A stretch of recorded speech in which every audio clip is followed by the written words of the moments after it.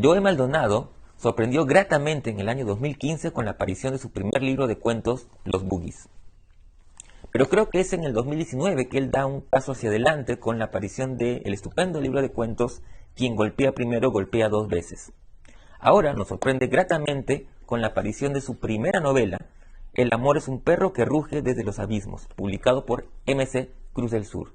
Se trata de una trepidante novela que gira en torno a su protagonista, un joven llamado Diosito, que vive en una zona de la ciudad, una zona caótica, de violencia, en suma, una suerte de infierno.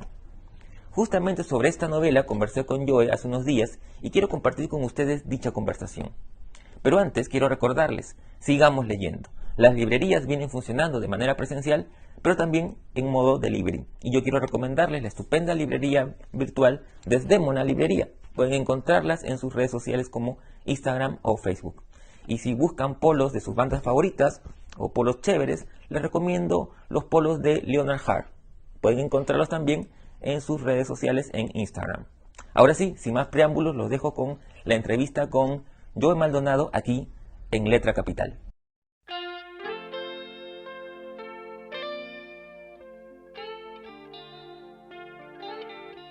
Hola Joe, gracias por tu tiempo y por permitirnos esta charla sobre tu más reciente libro, que es en realidad tu primera novela, El amor es un perro que ruge desde los abismos, publicado por MC Cruz del Sur. ¿Cómo estás, Joe? Hola Carlos, ¿cómo estás? Muy bien, como conversamos hace un momento, sobreviviendo en esta realidad que parece de ciencia ficción, ¿no? Como una creepypasta, una cosa así. Sí, Pero ahí estamos este, tratando de ver siempre lo mejor hacia el mañana, ¿no? exactamente. Que es también de alguna manera una de las ideas que se desprende de la novela. Eh, es una novela, como te comentaba hace un momento, que la he disfrutado mucho la lectura, es una lectura trepidante. Eh, Así que tengo varias aristas, varias cosas que te quiero preguntar al respecto. Así que Mm. quisiera empezar un poco por la atmósfera.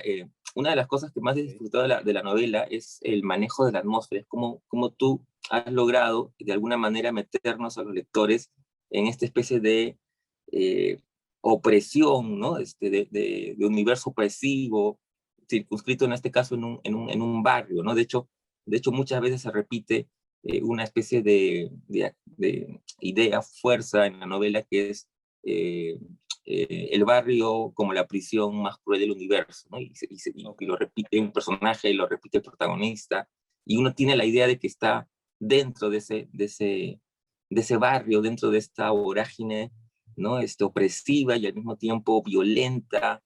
Eh, ¿Cómo fue bueno, primero para empezar, cómo surge la idea de la novela y cómo planteas esta cosa de la atmósfera?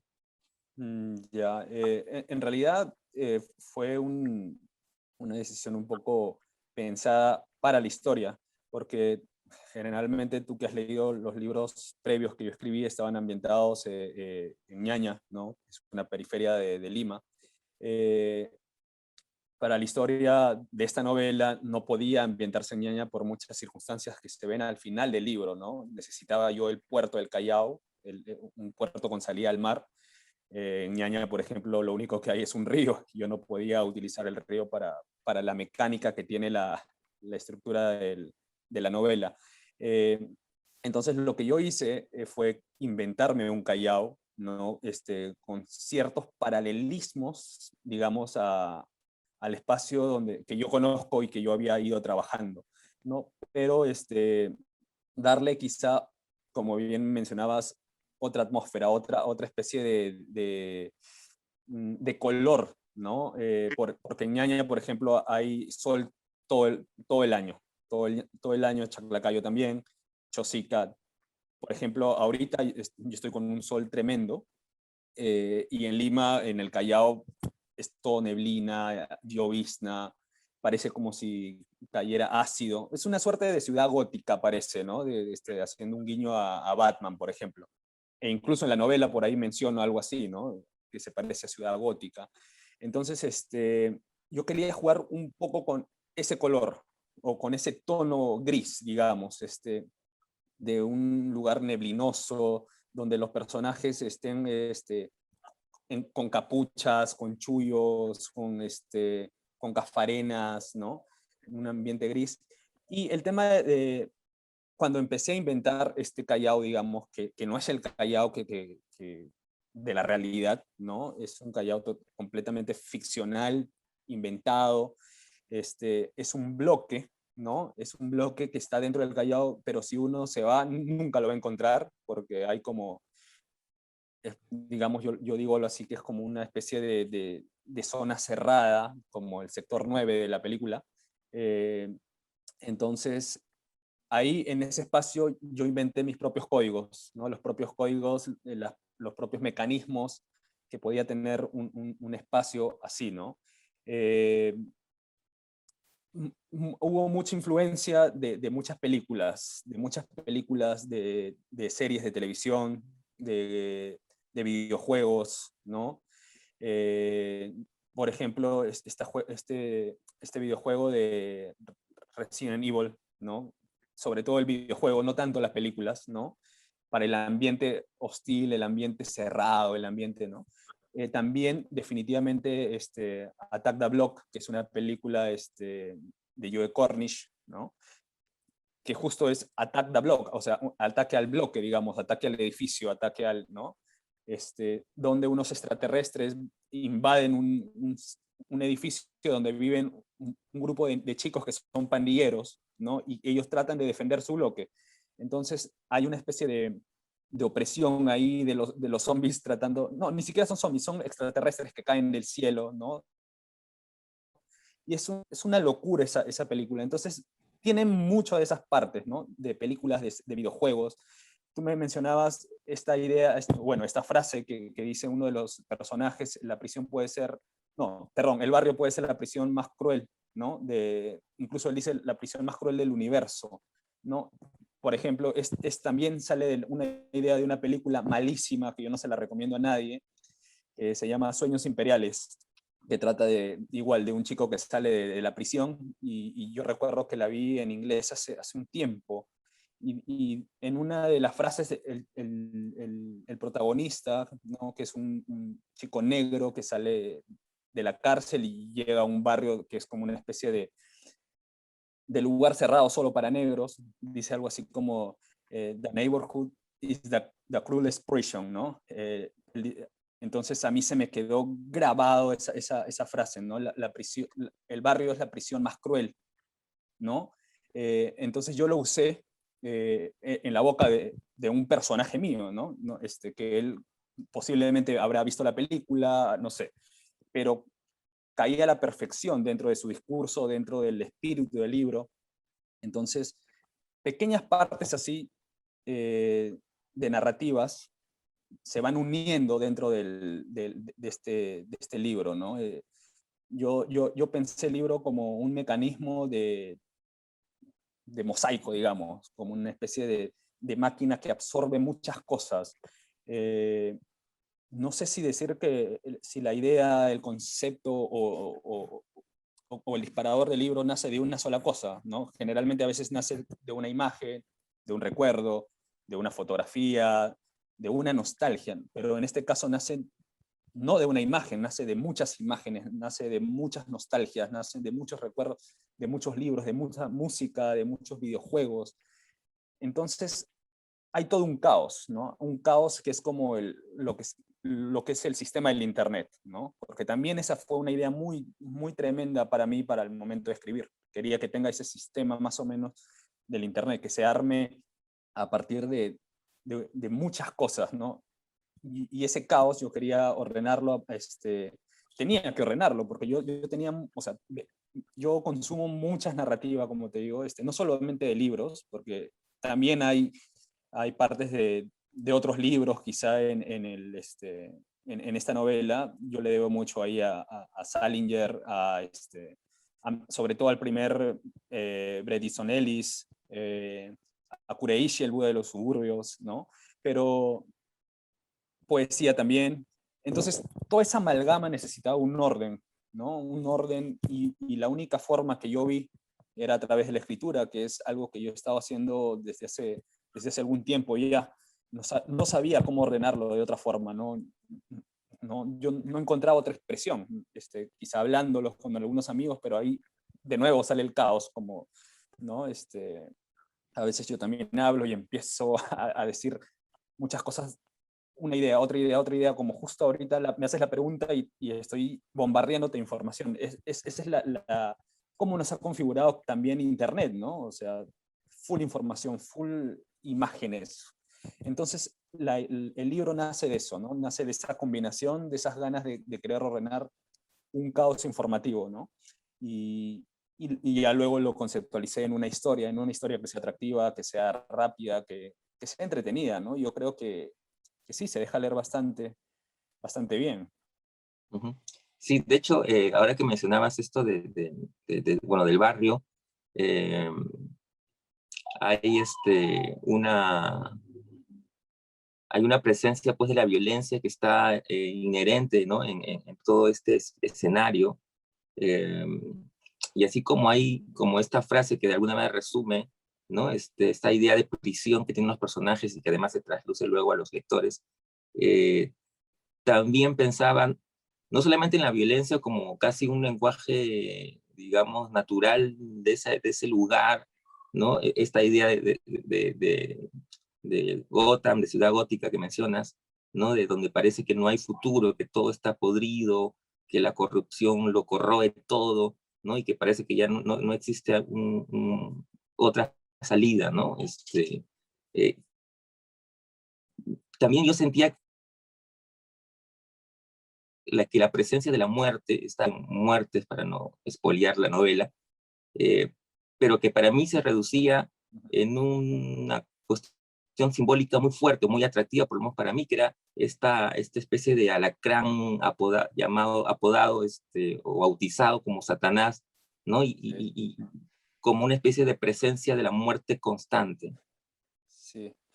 Es muy interesante lo que dices, porque sí, muchos de estos elementos, como el alacrán, como el chullo del personaje, por ejemplo, la BMX, no sé, cuestiones muy que definen ciertas cosas, yo las pensé precisamente como tú dices, como símbolos, ¿no? No están ahí de manera gratuita.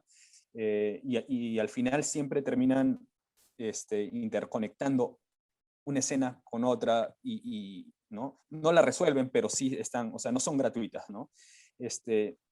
La idea de llamarlo Satanás al alacrán fue solamente por ser un poco gracioso y darle la contra al personaje que se llama Diosito, ¿no? Se llama Dios, pero le dicen Diosito.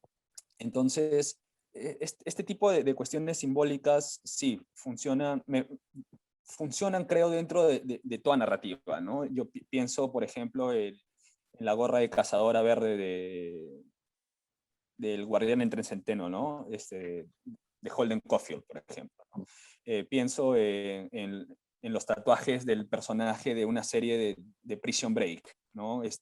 Que tiene ahí la salida de una prisión. Todo el tatuaje que lo tiene en todo el cuerpo, es como el mapa de la prisión. Entonces, no son cuestiones gratuitas este tipo de cosas.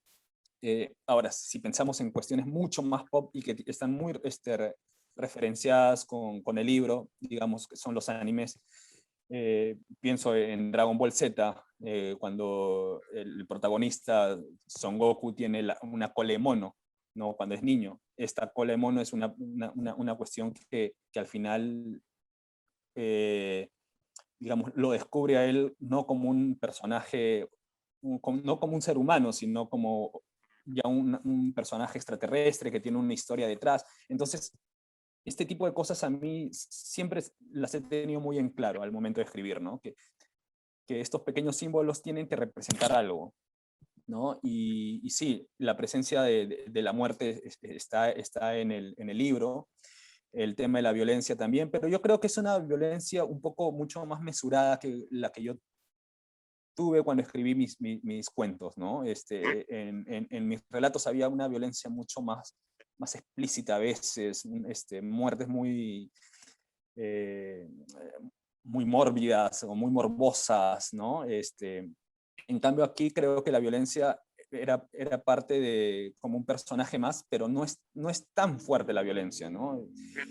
El personaje Diosito no, tampoco creo que sea un personaje ultraviolento, sino él más bien está como perdido dentro de ese ecosistema que se maneja por códigos muy barriales, ¿no? Y que claro, lógicamente hay violencia, pero una violencia más mesurada, ¿no?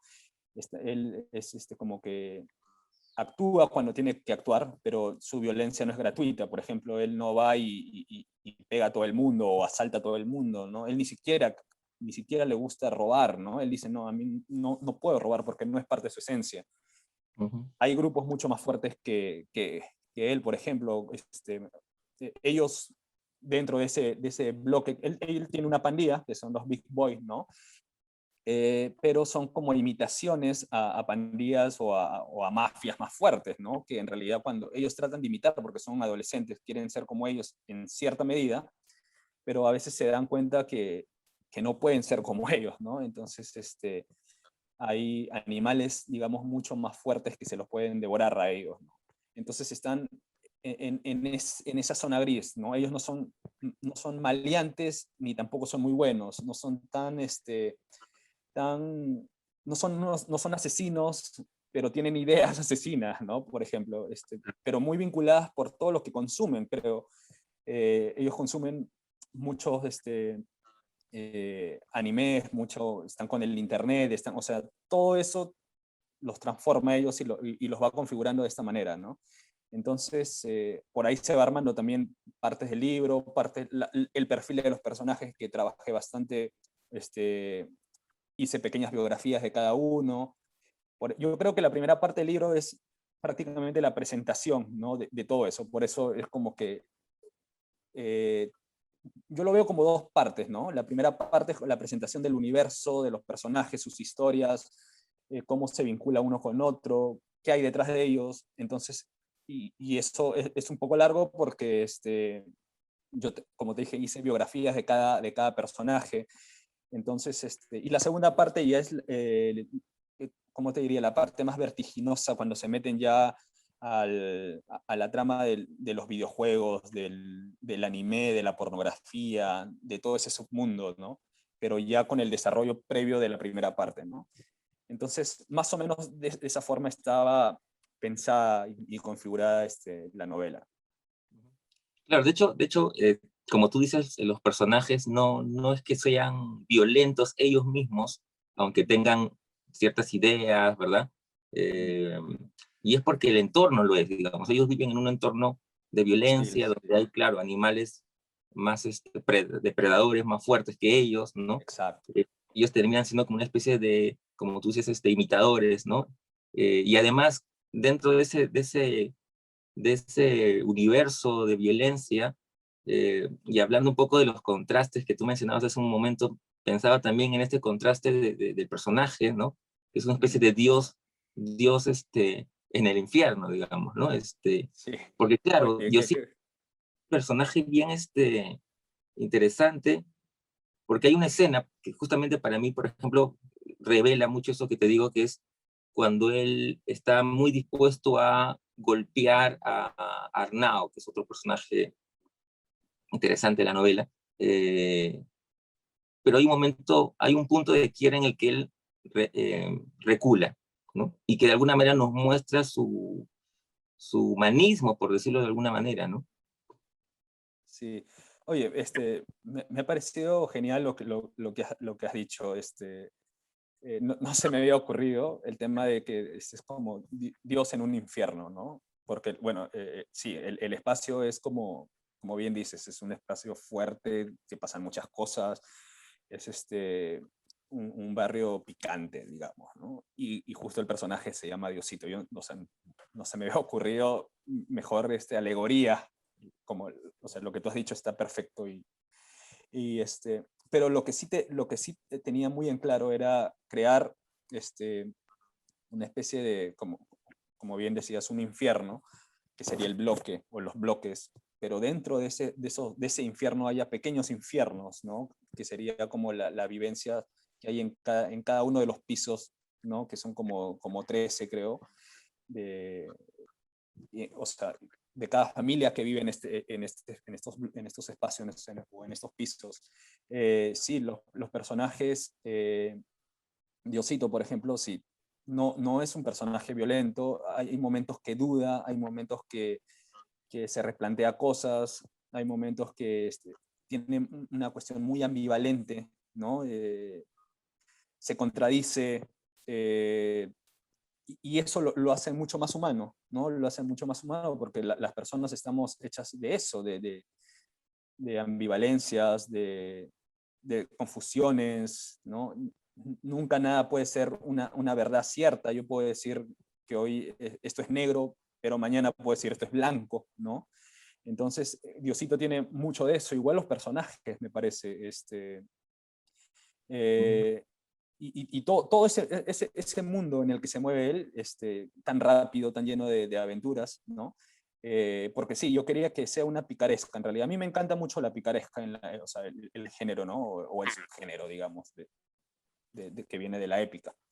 Este, este género donde el personaje va pasando muchas aventuras, muchas cosas y se va descubriendo a sí mismo, ¿no? Como el Lazarillo de Tormes, por ejemplo, ¿no? Yo quería que sea muy parecido en la novela, ¿no? Que haya mucha aventura, muchas cosas. En la primera parte, que es la presentación del universo y de los personajes, no podía presentarse solamente, o sea, hacer la presencia o el acto de ellos, sino también que ocurran cosas divertidas, ¿no? Quería que haya un poco de humor al menos, ¿no? Un poco de humor, o sea, un poco divertido a ciertas partes, y en eso me ayudó mucho también en el editor, ¿no? Gabriel Ruiz Ortega ahí con sus enseñanzas, sus consejos, hizo que el libro se mejore, porque este libro tenía, o sea, tenía más o menos 150 páginas más, ¿no? Y él me ayudó a quitarle algo de 15.000 palabras, que es bastante, era una cosa, era un libro monstruoso al principio, ¿no? Y eso, o sea, al ver este tipo de trabajo, a mí me hace también, en cierta manera, me da cierto optimismo en el trabajo de la edición, ¿no? Porque yo estaba como un poco, yo ya sospechaba de las ediciones, como que decía, ya no hay esa esencia antigua como editaba el editor, no sé, como Perkins, por ejemplo, ¿no? Que te corta, te hace reescribir. Pero este libro se ha trabajado de esa manera, ¿no? Se cortó escenas, se reescribió partes, y al final eso mejoró el libro y me hizo a mí también un mejor escritor, ¿no? Y también, por fin creo, un novelista, ¿no? Porque en realidad yo creo que yo, desde el primer libro, yo estaba apuntando ya al tema de la novela, por su estructura misma. Tú recordarás de los Boogies que tiene una estructura ya novelesca, ¿no? Entonces, va por ese lado. Ujú. Ahora, mencionas esto de los personajes, eh, y bueno, el tema de Diosito. También pensaba en dos cosas, en una que tiene que ver con cómo, por ejemplo, la novela empieza con la muerte de la madre, ¿no? Y esta especie de imposibilidad que a él un poco como lo autocuestiona de no llorar, pero hay otro momento en la novela en que es una especie de catarsis, ¿no? No quiero decir en qué momento, pero ocurre algo que es como el desencadenante de eso que tenía contenido, lo que hace Ah, el ok, personaje sí, sí, sí. más profundo. Mm. Pero ahora que hablas de los otros personajes, también pensaba que la novela, de alguna manera, también trata sobre la amistad, ¿no? Él y sus amigos, sus brothers, ¿no? Que son como, digamos, la familia que uno elige, ¿no? Y que de alguna manera le permite a él un poco de aire frío en este infierno que son los bloques, ¿no? Sí. Sí, oye, Como, hoy día sí, estás que te luces, Carlos, porque estás que das interpretaciones bastante pertinentes e interesantes sobre el libro y que incluso yo no los había pensado. Pero sí, el personaje, bueno, en realidad él trata desde el principio, creo, de escapar de este espacio. Él está como que dudando, ¿no? Pero hay algo que lo ata, que es una de los disparadores, digamos, del libro, que hace que él se quede y empiece a buscar trabajo, empiece a hacer cosas, ¿no? Y aunque él por momentos se sienta solo, tiene a sus amigos, ¿no? A los big boys, ¿no? A sus brothers. Eso también es algo que yo pensé mucho porque yo no quería, bueno, en esta época de hiperconectividad, de avance tecnológico, sobre todo con el descubrimiento de las periferias con Internet, o sea, el tema ya me parece que el lenguaje también va cambiando, las cosas van cambiando. Eh, por ejemplo, yo no quería usar mucho palabras muy locales, ¿no? Como, por ejemplo, causa, ¿no? Que sería, o mi pata, ¿no? Yo creo que estos términos que aún se usan, pero yo ya los veo como un poco más antiguos, se van cambiando, se van reformulando por cuestiones un poco mucho más, no sé si cosmopolitas, digamos, pero sino más de una cuestión de conexión global, ¿no? Entonces yo quería darle esto a estos personajes, porque el hecho de que sean de periferia no significa que sean marginales, ¿no? La llegada del Internet ha hecho que la marginalidad se minimice, quizá, ¿no? Hay mayor conectividad, mayor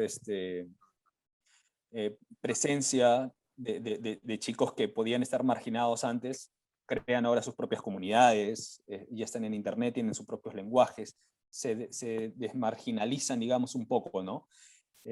Por ejemplo, están los otakus, ¿no? O están los furries, que ellos empiezan ya no son tan marginales como lo eran, no sé, hace 15 años, digamos, ¿no? Entonces, bajo esa perspectiva yo quería crear también todo este universo, ¿no? Entonces, sí, Diosito tiene a sus brothers, les dice así brothers. Él, por ejemplo, no, no juega fútbol como se cree que en el Callao todos son futboleros, todos los chicos juegan fútbol, o no. Esa ha sido una idea, lógicamente, que está presente y que ha existido porque del Callao salen muchas personas que juegan fútbol y hay muchos, incluso hay un estadio, ¿no? Está el Sport Boys, pero como te digo, ya con el avance del tiempo en el siglo XXI, no todos son así, o sea, no puede haber una especie de estereotipo, ¿no? Entonces él, por ejemplo, no juega fútbol, pero monta skate o maneja su BMX. Él no escucha salsa, como también el Callao siempre ha sido un espacio de salsa, ¿no? Pero también hay pequeños espacios donde hay gente que escucha otro tipo de cosas, ¿no? Nuevamente el internet, pueden escuchar rock, pueden escuchar punk, pueden escuchar hip hop, ¿no? Como ellos hacen, o la batalla de gallos que está muy de moda ahora. Otra de las, no todos quieren ser pues Pedro Navaja, ¿no? Este, quizás quieren ser Ryan Sheckler o no sé, o alguien más antiguo ya para ubicar, o Tony Hawk, el skater profesional, ¿no? O quieren ser profesionales de Dota 2, no lo sé. Entonces yo quería darle esa diferencia a ese espacio, ¿no? Porque no podemos mantener el estereotipo siempre, porque cambia generación a generación, ¿no? Entonces, más o menos por ahí iba la idea general de jugar con estos personajes, de darles cierta, ciertos códigos, cierto perfil millennial también, pero todo a partir de esta avalancha de internet, ¿no? Que los desmarginaliza, pues, ¿no? Los hace mucho más personajes, ¿cómo te diría? Globales quizá, ¿no? Eso es lo que hace el Internet, ¿no? Y el Internet también está muy presente ahí en el libro, no solamente como presencia que se ve, o sea, digamos, como referencia, ¿no? Porque es muy fácil mencionar referencias cuando uno está escribiendo, decir, por ejemplo, estoy escribiendo un párrafo y pongo la palabra Coca-Cola, o pongo la palabra Internet, o pongo McDonald's. O sea, eso está bien, es un referente pop, pero es bastante sencillo. Yo quería que haya eso también, que es la parte visible, o sea, lo que se ve, pero también quería que el sistema mismo del libro, la parte invisible, la parte interna, la que no se ve, tenga esta configuración del Internet, ¿no? Que esté formado por muchas partes. No sé si has escuchado sobre lo que es el Mashup, que es como una especie de aplicación web híbrida que se arma de muchas fuentes, ¿no? Trivago, por ejemplo, es una Mashup, ¿no? Muchas fuentes van armando y configurando este todo.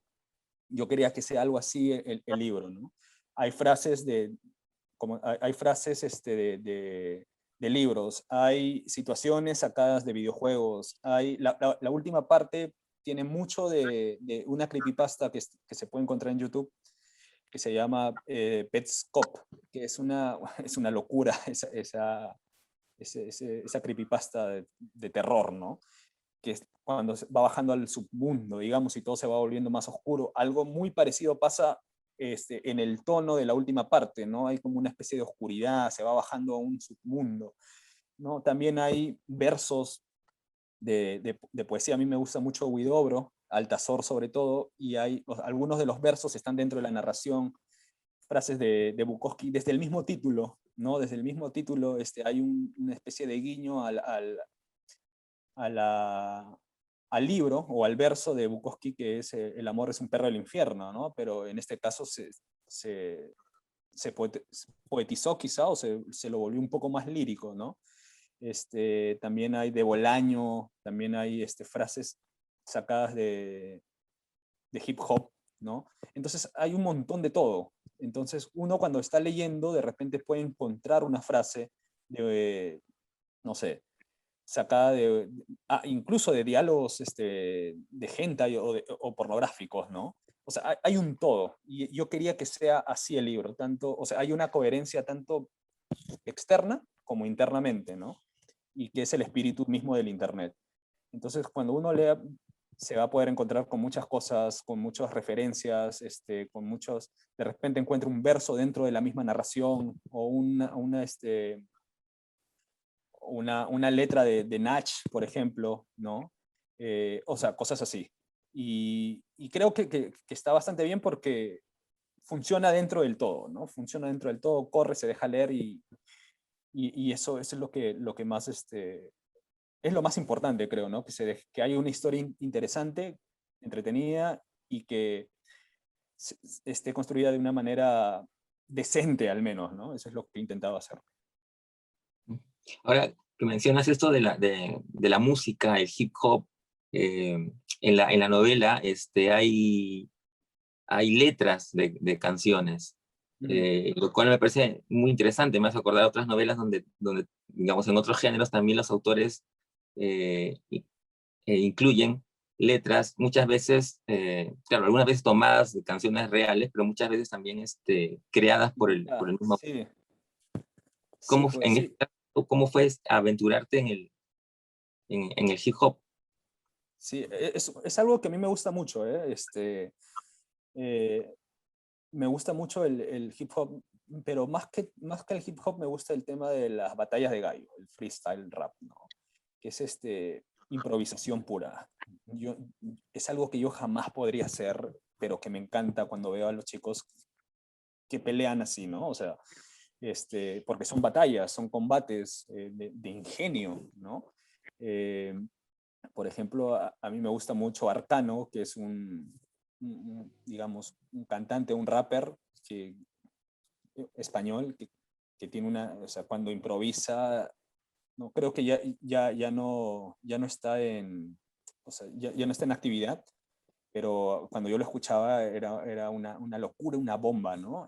Hay otro, un chico que, ni siquiera un chico, era un niño casi de 13 años, que se llama Zaina, argentino, que estuvo en Perú hace un tiempo y ganó un campeonato acá en Perú, que también es otro genio de la improvisación. No sé de dónde saca las palabras a los 13 años y son unas líricas poéticas que yo me quedo sorprendido, ¿no?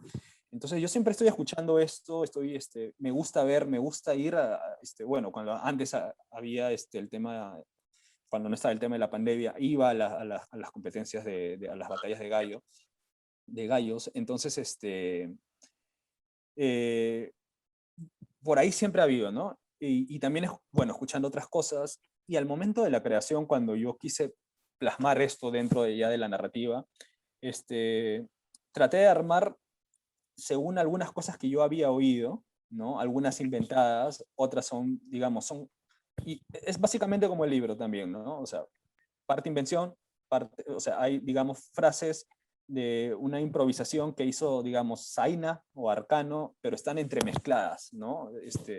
Se vuelven como una especie de mezcla total de armazón. Digamos, también hay una frase, puede haber un verso de un poeta de, de Panero, por ejemplo, que me gusta mucho también, ¿no? Entonces hay una mezcla, pero armadas a partir de la esencia del libro, lo que pide el libro, ¿no? O lo que pide la situación, ¿no? Porque no puedo poner por poner cosas, ¿no? Tiene que haber una coherencia. Entonces, en esa armada, que es más o menos como hacer poesía también, pero como dicen los personajes, poesía, pero urbana, para salvarse, ¿no? Porque hacer poesía también es un poco complicado, es una cosa bastante difícil. Entonces, fui armando de esa forma, ¿no? Y también me ayudaron algunos amigos del barrio que hacen que les gusta el freestyle, ¿no? Entonces les fui dando estos párrafos, y me decían, oye, mejor haz esto, te falta más rima, porque en este tipo de letras es mucha rima, ¿no? En la poesía moderna, digamos, ya la rima como que, ¿no? Es muy anacrónico, es muy, ¿no? La métrica, la rima, pero en cambio en este tipo de representaciones, la rima tiene que ser constante, porque tiene que haber un ritmo ¿no?